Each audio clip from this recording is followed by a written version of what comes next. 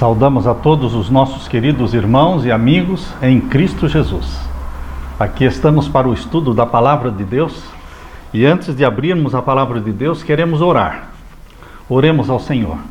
Pai querido que estás nos céus, na Tua presença estamos em busca da Tua graça. Que o Senhor derrame o Espírito Santo sobre mim e sobre os meus irmãos. Que onde eles estiverem, ao abrirmos a Bíblia, o Espírito Santo nos ilumine para compreendermos a mensagem de graça, de misericórdia e de salvação. Abençoa-nos a todos neste momento, pelos méritos de Jesus pedimos. Amém. A lição que vamos estudar é a lição número 4, Justificação pela Fé. Esse é um tema que nos cativa. Esse é um tema salvífico. Esse é um tema em torno do qual toda a Bíblia gira. Toda a Bíblia, o Evangelho, o santuário da terra, o santuário celestial, tudo gira em torno da justificação pela fé. Como disse Martinho Lutero, esta é a principal doutrina da Bíblia. Justificação pela fé significa salvação pela fé em Jesus Cristo, perdão pela fé em Jesus Cristo. No Concílio Vaticano II, foi feito um decreto sobre o ecumenismo no ano de 1964, e o nome desse decreto é Unitatis Redintegratio. Unitatis Redintegratio. E neste decreto fala sobre a restauração da unidade entre os cristãos, com o objetivo de reunificar os cristãos, tendo em vista que houve um cisma, uma separação da Igreja Católica Romana e a Igreja Católica Ortodoxa, grega ortodoxa. Isso foi no ano de 1054. Depois houve outra separação entre a Igreja Católica Romana e a Igreja Luterana, de onde surgiu o protestantismo, em 1517. Portanto, visando estas duas grandes separações, este documento do Concílio Vaticano II, intitulado de Unitatis Redintegratio, fala sobre a reunificação para reunir os cristãos novamente sob a tutela e o poder de Roma. O Vaticano está planejando lançar um selo de comemoração dos 500 anos da Reforma Protestante. Agora, dia 31 de outubro de 2017, será a grande festa de comemoração dos 500 anos da Reforma Protestante, uma Reforma Protestante que não mais existe, um protestantismo que não mais protesta. Como disse Tony Palmer, naquela reunião que ele teve com os pastores evangélicos e carismáticos dos Estados Unidos, não existem mais protestos contra Roma. Portanto, não existe mais protestantismo. E todos aplaudiram. Queridos, a Igreja Luterana, nascida do protesto, quando Martinho Lutero pregou as 95 teses na frente da igreja de Wittenberg, na Alemanha, esta igreja que nasceu como igreja protestante, luterana, voltou para as mãos do papado. Volta para as mãos do papado exatamente em nossos dias. Foi no dia 31 de outubro de 2016, o Papa Francisco e o presidente da Federação Luterana Mundial, Munib Yuanan, na Catedral Luterana lá de Lund, na Suécia, eles assinaram uma declaração conjunta e estão unidos para os preparativos desde o 31 de outubro de 2016 até o 31 de outubro de 2017, um ano de preparativos na direção desta declaração conjunta, unindo protestantismo, luterano e a Igreja Católica. Queridos, Lutero deu a vida para exaltar a bandeira, a mesma bandeira que Paulo levantou, justificação pela fé. Na lição desta semana, estaremos estudando o principal assunto de Romanos, sobre a justificação pela fé. E apesar de todas as declarações contrárias, Roma não mudou em nada em relação a essa crença da justificação pela fé. A reunificação e o ecumenismo religioso está acontecendo apesar das doutrinas serem diferentes. Estão se reunindo, mas a justificação pela fé está sendo deixada de lado. Em 1521, Lutero foi excomungado pelo Papa Leão X. E de lá para cá, nada mudou. Roma não muda. Roma sempre Roma. A mudança está ocorrendo do lado dos protestantes. Na lição de domingo, as obras da lei. Martinho Lutero viu muita afinidade entre ele e o apóstolo Paulo. Por que existiam afinidades entre Martinho Lutero e o apóstolo Paulo? Porque ambos eram excessivamente fariseus, excessivamente legalistas.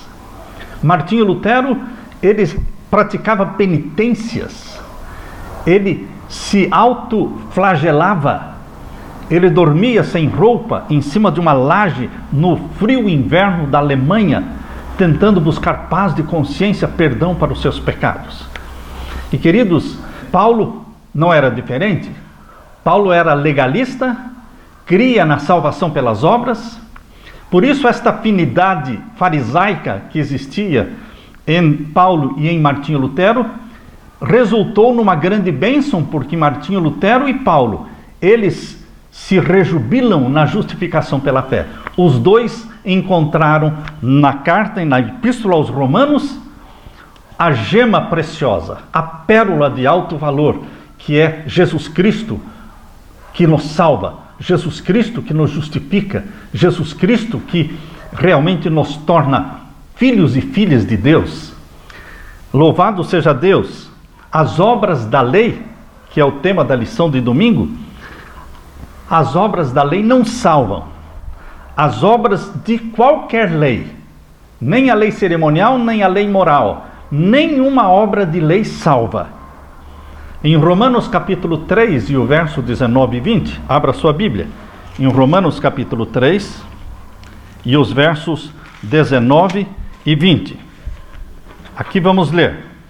Ora, nós sabemos que tudo o que a lei diz, aos que estão debaixo da lei o diz, para que toda a boca esteja fechada e todo mundo seja condenável diante de Deus. A lei coloca você e eu, judeus e gregos, todos debaixo dela, condenando-nos como pecadores. E nós somos pecadores. Nós estamos sob a condenação da lei. Se não fosse Jesus Cristo, não existiria salvação para ninguém, porque ninguém consegue praticar uma obediência perfeita à lei. Por isso o verso 20 diz: por isso nenhuma carne será justificada diante dele, pelas obras da lei, porque pela lei vem o conhecimento do pecado. A lei não salva, mas a lei nos mostra o pecado. Paulo diz claramente no finalzinho do verso 20, pela lei vem o conhecimento do pecado. A lei mostra o nosso pecado. A lei mostra que somos pecadores e necessitamos de um Salvador. A lei de Deus tem uma missão e uma função específica no plano da salvação: mostrar o pecado. Nunca foi plano de Deus que alguém se salvasse pela lei. Nem no Antigo Testamento, nem no Novo Testamento, não existe na mente divina a ideia de salvação pela lei. Isso é impossível. Paulo usou o termo lei na carta aos Romanos no sentido amplo e geral, conforme os judeus no seu tempo. A palavra lei, para Paulo, significa todo o Torá, os 5 livros de Moisés, incluindo lei moral, incluindo lei cerimonial. Estar debaixo da lei significa estar sob a jurisdição da lei, estar sob a condenação da lei. A lei revela diante de Deus as falhas e a culpa de uma pessoa. A lei não pode remover essa culpa o que ela pode fazer é levar o pecador a buscar um remédio para esse problema. Buscar Jesus. Salvar um pecador não é a função da lei, nem da lei cerimonial, nem da lei moral. A função da lei é revelar o caráter de Deus, que é santo, e mostrar às pessoas em quais áreas elas não conseguem refletir esse caráter. Seja qual for a lei, cerimonial ou moral, a obediência a qualquer uma delas não tornará você ou a mim justos aos olhos de Deus. A lei nunca teve a intenção de cumprir esse objetivo. Ela deve mostrar nossas falhas e nos levar a Jesus. Na parte de segunda-feira, a justiça de Deus. Essa expressão que Paulo usa aqui no capítulo 3 e o verso 21, capítulo 3, verso 21, mas agora se manifestou sem a lei a justiça de Deus. Quando Paulo fala mas agora, ele marca exatamente a mudança, ele muda de tema, ele muda de assunto, ele mostra quão pecadores nós somos, a impossibilidade da lei nos salvar, até o verso 20, e agora no verso 21 ele começa dizendo, mas agora ele vai mostrar outro lado, a solução, e a solução que Paulo mostra é Jesus. Mas agora, com essas palavras, Paulo introduz o seu evangelho. Depois de ter lançado no pó a glória humana, ele mostra a solução, mostra a condição miserável nossa, e então mostra a solução que é Jesus. A justiça de Deus tem um nome, e o nome é Jesus. Vamos ler capítulo 3, verso 21.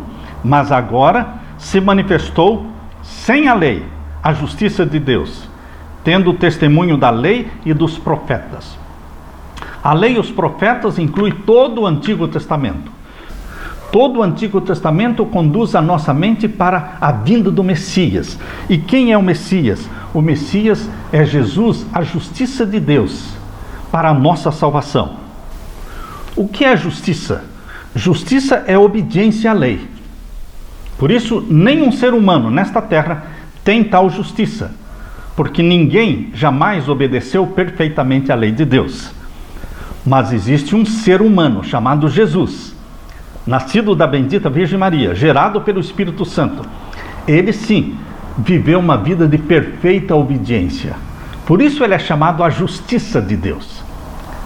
O Senhor, justiça nossa. A lei requer justiça, e esta o pecador deve à lei, mas ele é incapaz de apresentar. A única maneira pela qual se pode alcançar a justiça é por meio da fé. Pela fé ele pode apresentar a Deus os méritos de Jesus. E o Senhor lança a obediência de Jesus a seu crédito, a crédito do pecador. A justiça de Cristo é aceita em lugar do fracasso do homem. E Deus recebe, perdoa, justifica a pessoa arrependida e crente, trata-a como se fosse justa e a ama assim como ama o seu filho. Deus trata você como se você fosse justo, porque a justiça de Jesus é creditada para você. Deus, o Pai, te ama como amou ao seu Filho unigênito, Jesus Cristo. Você e eu nos tornamos filhos de Deus, assim como Jesus é filho de Deus. Ele foi gerado pelo Espírito Santo no ventre da Virgem Maria. E você e eu somos gerados pelo Espírito Santo quando abraçamos a Jesus como nosso Salvador. Aí então tornamos-nos filhos e filhas de Deus. Queridos, no capítulo 3, os versos 22 e 23. Vamos ler o capítulo 3, versos 22 e 23. Isto é, a justiça de Deus pela fé em Jesus Cristo para todos. É universal, é para todos e sobre todos os que creem, porque não há diferença. Deus colocou todos na condição de pecadores, para que a graça de Deus alcançasse a todos. 23, o verso, porque todos pecaram e destituídos estão da glória de Deus. Todos pecaram e estão destituídos da glória de Deus. Aquela glória com a qual Adão e Eva foram criados. Eles eram vestidos de glória.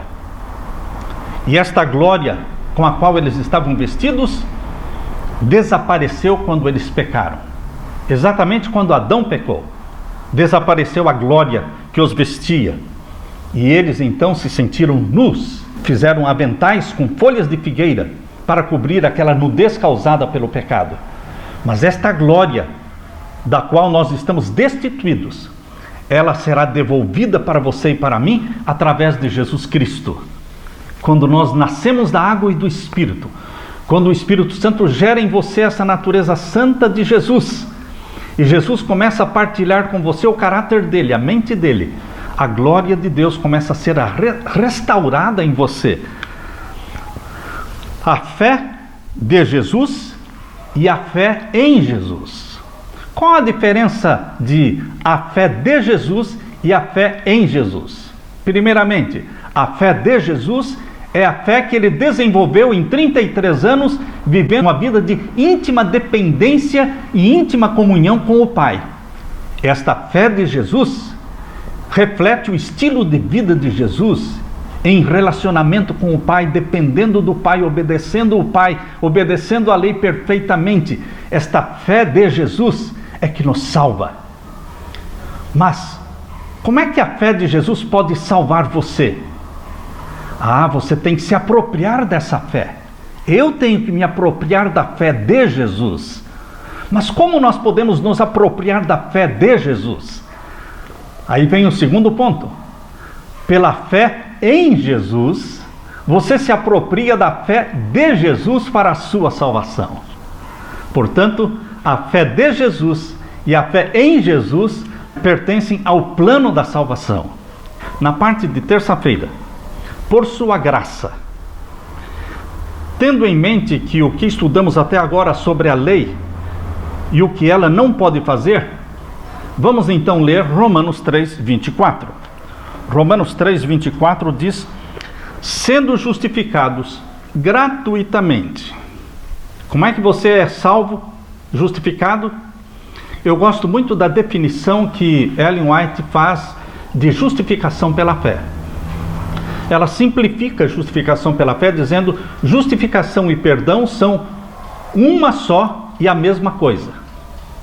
Vou repetir: justificação pela fé e perdão são uma só e a mesma coisa. Justificado significa perdoado pelo sangue de Jesus Cristo, pela fé em Jesus Cristo. Sendo justificados gratuitamente, você não compra, você não paga nada, você não pratica penitências para conseguir e conquistar este perdão, esta justificação. Sendo justificados gratuitamente, diz aqui o verso 24, pela sua graça. Veja a redundância, gratuitamente pela sua graça,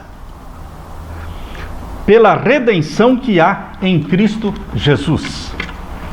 Queridos, justificação é o oposto de condenação.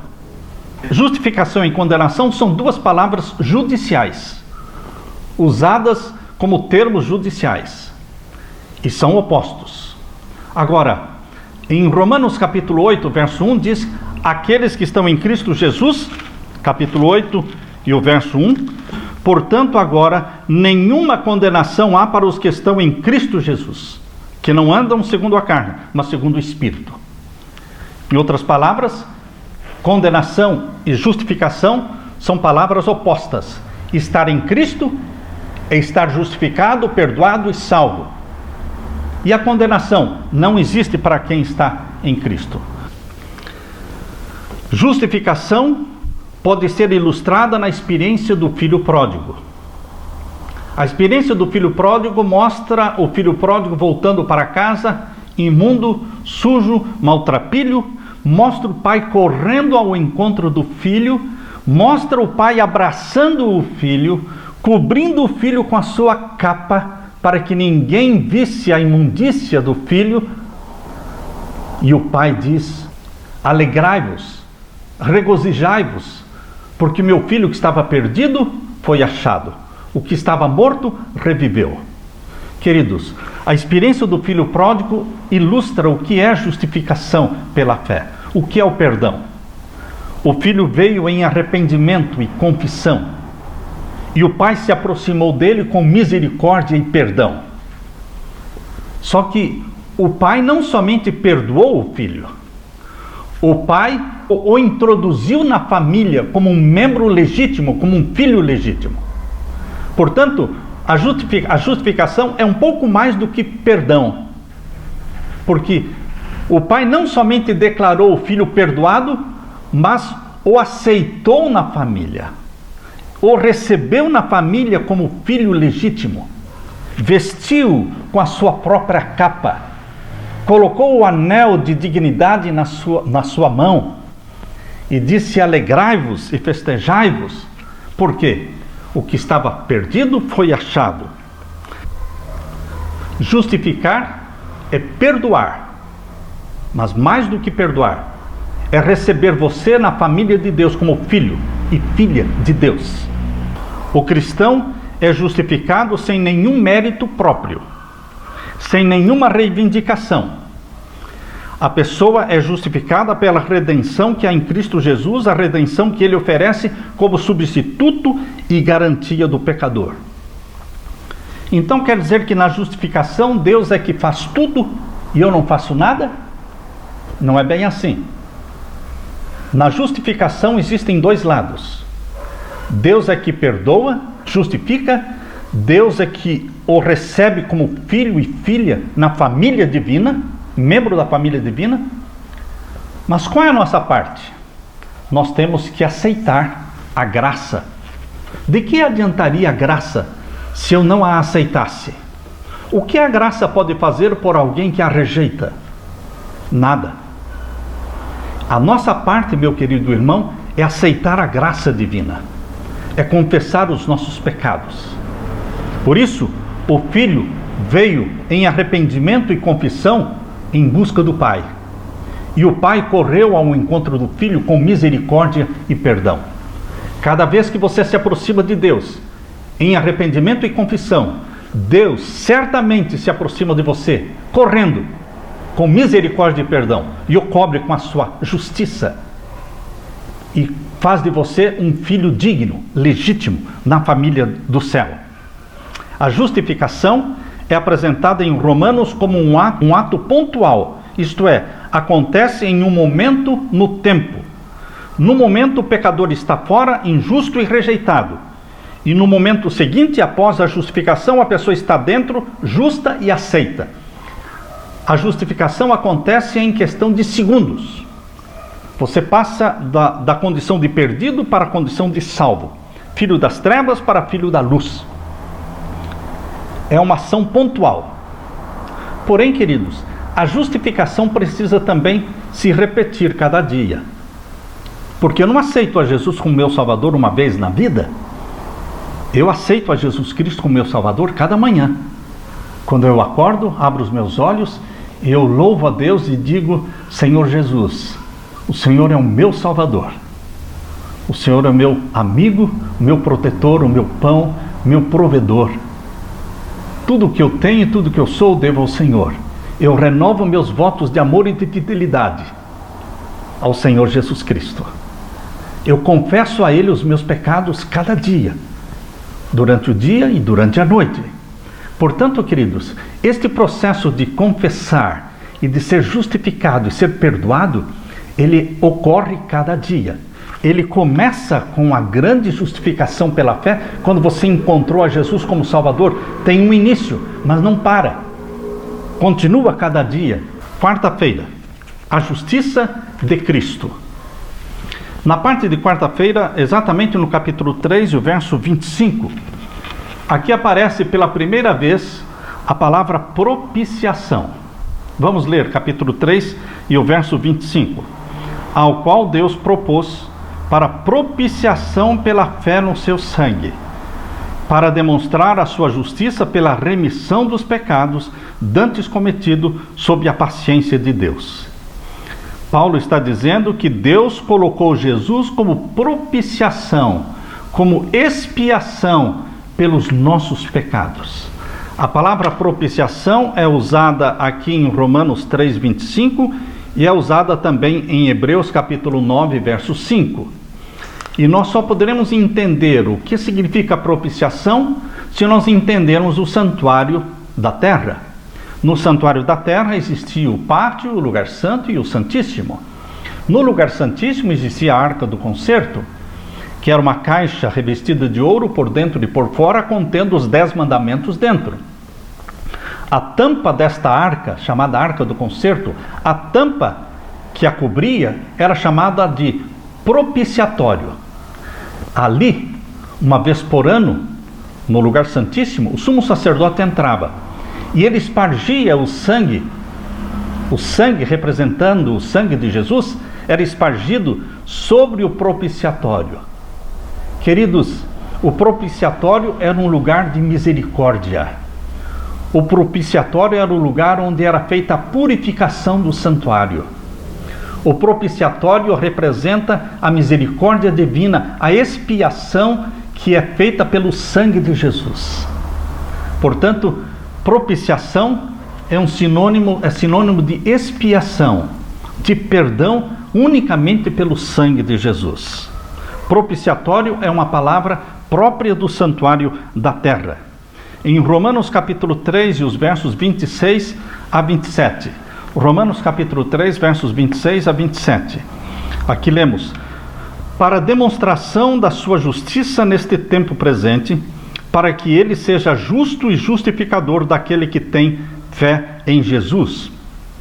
Ele é justo, Deus é justo, e ele é justificador daquele que tem a fé em Jesus Cristo. E o verso 27, onde está logo a jactância? É excluída. Por qual lei? Das obras? Não, mas pela lei da fé. A lei da fé, ou seja, a fé de Jesus e a fé em Jesus, exclui qualquer jactância humana. Porque a fé de Jesus e a fé em Jesus lança no pó a glória e a jactância e a arrogância humana, são lançadas no pó. Porque justificação é Deus fazer por você aquilo que você não pode fazer por si mesmo. Na parte de quinta-feira, independentemente das obras da lei, eu gostaria de ler para vocês Romanos capítulo 3 e o verso 28. No capítulo 3, verso 28, Paulo bate o martelo dando a suma, o resultado final da sua argumentação. E ele diz: concluímos, pois, que o homem é justificado pela fé, sem as obras da lei. Justificados pela fé, sem as obras da lei. Essa foi realmente uma declaração muito forte, visto que os judaizantes acreditavam que a salvação pela fé incluía as obras da lei, incluía a circuncisão, incluía a prática das cerimônias e das festas judaicas praticadas no santuário da terra. E Paulo realmente fala de uma forma forte, categórica. Concluímos, pois, que o homem é justificado pela fé, sem as obras da lei. Queridos, ele está falando de uma forma tão clara.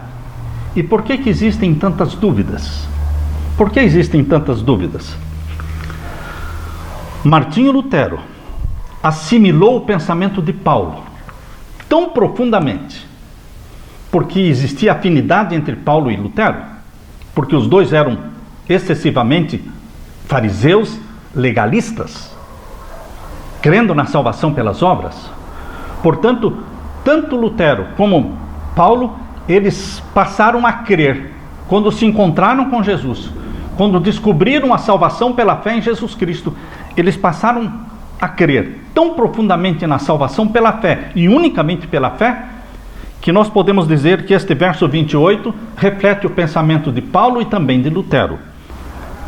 A revolução que Paulo produziu na igreja cristã no primeiro século, por este pensamento tão profundo dele, na salvação pela fé, essa história se repetiu na vida de Lutero, porque Lutero produziu uma revolução tão grande no século XVI. No século I, com Paulo, no século XVI, com Martinho Lutero, houve uma revolução tão grande que realmente surgiu aquilo que hoje nós conhecemos como protestantismo. Queridos, quando nós cremos na justificação pela fé, isto revoluciona a nossa vida espiritual. Isso nos traz paz. Mas existe um preço para crer e pregar a justificação pela fé e pela fé somente.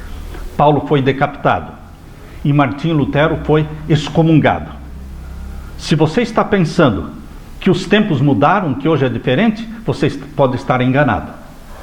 Hoje também, quando você prega a salvação pela fé, e unicamente pela fé em Jesus Cristo, você também pode ser visto com maus olhos. Se alguém é justificado por suas próprias ações, ele pode se vangloriar disso. Mas quando ele é justificado porque Jesus é o objeto da sua fé, então o crédito claramente pertence a Deus, que justifica o pecador. Ellen White, no Testemunhos para Ministro, página 456, diz: o que é justificação pela fé? Ela escreveu: é a obra de Deus lançar a glória do homem no pó e fazer pelo homem aquilo que ele não pode fazer por si mesmo. Justificação pela fé é a obra de Deus ao lançar a glória do homem no pó e fazer pelo homem aquilo que ele não pode fazer por si mesmo. Jesus tem méritos, porque ele viveu uma vida perfeita e ele teve uma obediência perfeita à lei de Deus. Portanto, a justificação pode ser alcançada unicamente pelos méritos de Jesus. Ela só pode ser recebida pela fé no sacrifício expiatório de Cristo. Nesse sentido, as obras da lei nada têm a ver com a justificação. Ser justificado, independentemente das obras, significa ser justificado sem que haja algo em nós que mereça a justificação. Contudo, muitos cristãos têm compreendido mal e aplicado mal esse texto do apóstolo Paulo. O capítulo 3, verso 28, tem sido usado de uma forma, eu diria, não para salvar, mas para produzir perdição. Como é que nós poderíamos usar o capítulo 3, verso 28, não para o bem, mas sim para o mal, para o prejuízo espiritual das pessoas? Se nós usarmos esse texto dizendo: está vendo? Nós somos salvos unicamente pela fé em Jesus Cristo. Então você não precisa guardar a lei. Você não precisa obedecer os mandamentos de Deus. Você não precisa obedecer os 10 mandamentos, a lei moral de Deus. Porque a salvação é somente pela fé. Queridos, a fé e a lei não se anulam, mas se completam. É por isso que nós temos que ler a Bíblia toda. Nós não podemos nos prender a um verso da Bíblia e esquecer o resto. Nós temos que aceitar a Bíblia como um todo, porque a Bíblia explica a Bíblia. E no mesmo capítulo 3 e o verso 31, Paulo fez questão de incluir o quê? O que é que Paulo fez questão de incluir no final da sua argumentação? No final da argumentação de Paulo de que a salvação é unicamente pela fé, sem as obras da lei, Paulo concluiu dizendo o verso 31: anulamos, pois, a lei pela fé? De maneira nenhuma, mas antes estabelecemos a lei. Para que ninguém torça as palavras de Paulo, ele conclui dizendo que a fé não anula a lei, mas a fé que nos salva em Jesus Cristo estabelece a lei de Deus no nosso coração. A lei de Deus foi feita para os filhos e filhas de Deus, e os filhos e filhas de Deus não são aqueles que ainda não foram gerados pelo Espírito Santo. Somente os que já foram gerados pelo Espírito Santo, eles se tornam filhos e filhas de Deus. E para estes, a lei de Deus é importante, não para se salvarem, mas porque foram salvos em Jesus Cristo.